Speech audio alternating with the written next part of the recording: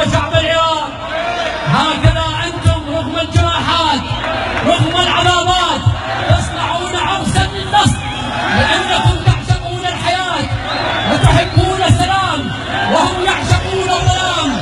بئس لأحلامهم المريضة التي انكسرت وانهزمت على صخرة الصمود العراقي والاقتدار العراقي البطل. نعم سادتي، شعب العراق يستحق الحياة الحرة الكريمة، وتؤمنون جميعا بأن هذا النصر هو فاتحة للانتصارات الكبرى، وهو الفاتحة للمستقبل الأفضل للعراقيين نحو حياة حرة كريمة وعيش رغيد. يحيى العراق